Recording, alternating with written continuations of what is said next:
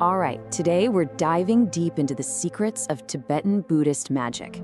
And hey, let's get something straight right from the get-go. This is not about wands, spells, or anything you've seen in a Hollywood movie. Not even close. We're about to unpack a really ancient, incredibly sophisticated system that's all about one thing: totally transforming how we experience reality itself. So let's jump in. So when I say the word magic, what pops into your head? For real, is it some wizard in a pointy hat? Maybe a rabbit getting pulled out of a top hat? Yeah, that's what most of us think of. But in the world of Tibetan Buddhism, that word, magic, it means something else entirely. Okay, so you've got this one side of the coin, right? The Western fantasy version. Sorcerers, spells, all about gaining power over other people. But Tibetan magic is a whole different ballgame. It's an internal art. It's not about trying to defy nature's laws. It's more like a science of the mind that works with the subtle energies of the universe. And the goal? It's not fame, it's not fortune, it's not entertainment, it's the complete radical transformation of yourself on the path to enlightenment. So let's start with our first section, Magic Reimagined. We're going to look at these ancient practices not as some kind of superstition, but as a seriously advanced technology for the mind. The key term we need to wrap our heads around is ngags. Now, in Tibetan, this is the closest word we've got to what we call magic. You'll often see it translated as mantra or even spell, but honestly, that barely scratches the surface. Ngags is actually this whole umbrella term for a bunch of practices that use sound, powerful visualization, and ritual to create very real change, both inside of us and in the world around us. All right, section 2, the core principle. So what's the big idea that makes all of this even possible?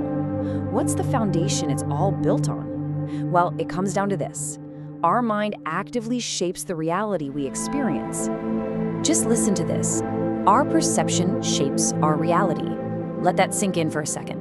The idea here is that your mind and the physical world aren't two separate things. Nope, they are deeply, deeply connected. So it follows that if you can train your mind, you can actually influence the material world. And this isn't seen as something supernatural, like breaking the laws of physics, not at all. It's actually considered a natural outcome of a principle they call non-duality, or yerme in Tibetan. It's this profound, mind-bending understanding that on the most fundamental level, everything is connected. Everything. Nothing exists all by itself in some little bubble. Okay, so if the mind can shape reality, how do you actually do it? Like, what are the nuts and bolts? That brings us to section 3, the Practitioner's Toolkit. These are the ancient tools for working directly with the mind. First up, we've got mantras. The word itself is so cool. It comes from Sanskrit, man, which means mind, and tra, which means tool.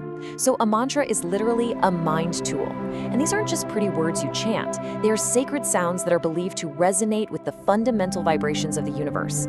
It's like tuning a radio to a specific frequency to call in a specific kind of energy. And they each have a job to do.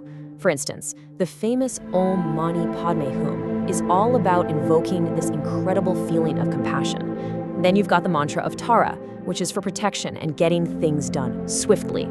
And the mantra of Vajrasattva, that's a powerful one for spiritual purification. See, every sound has a very specific purpose. Next up in the toolkit are mudras. You've probably seen these. They're symbolic hand gestures, or seals. And this is a form of, well, embodied magic. The thinking is that by forming these specific gestures, you can activate subtle energy points in your hands and body, and that in turn helps you tap into very specific states of mind and awareness. It's pretty amazing. And finally, we have mandalas. And wow, these are so much more than just gorgeous, intricate pieces of art. A mandala is a sacred map of the entire cosmos. It's like a blueprint for the architecture of an enlightened mind.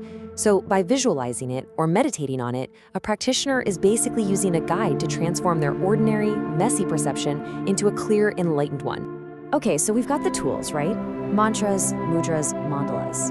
But how are they actually used? What do people do with them? That's what we're covering in section 4, Magic in Practice. So these practices get applied to some really specific goals. You've got protective magic to ward off negative energy, healing practices to bring your body and mind back into balance, and even rituals to influence the weather and restore harmony with nature. But look at that last one on the list, transformation. This is the big one. This is the real deal. It's about taking a raw emotion, like anger or jealousy, and instead of just squashing it down, you actually transmute it. You turn it into its opposite, which is wisdom. That right there is the heart of the inner work. So, there's a really fine line between a high spiritual practice and what you might just call folk magic. And that line comes down to one single crucial thing: your motivation. And that motivation has to be what's called bodhicitta. This is the selfless, altruistic intention to do whatever you're doing, not for your own personal gain, not to get rich, not to become powerful, but for the ultimate benefit of all living beings. This ethical foundation, it's completely non-negotiable. And that brings us to our final section, and really, the ultimate point of all this. It's not about controlling the world. It's about achieving a kind of ultimate alchemy. Now, you might be wondering about the flashy stuff, right? Supernatural powers or cities, things like clairvoyance, levitation, you name it. And in this tradition, yeah, they acknowledge that these things can happen. They're seen as potential side effects of very deep practice. But, and this is a huge but, they're also seen as potential traps. They're major distractions that can totally pull a practitioner off the real path. Because the greatest magic, the true endgame of this entire system, it has absolutely nothing to do with gaining external power. It's all about an inner revolution, the complete and total transformation of your own consciousness. This is the real alchemy. Forget turning literal lead into gold. This is about transforming the heavy, dull lead of our ordinary, confused minds into the pure, shining gold of enlightened awareness. That is the whole point. So we'll leave you with this to think about. If we start to see magic not as superstition, but as the science of transforming consciousness, then what is the true untapped potential sitting inside our own minds? Something to consider. Thanks for tuning in.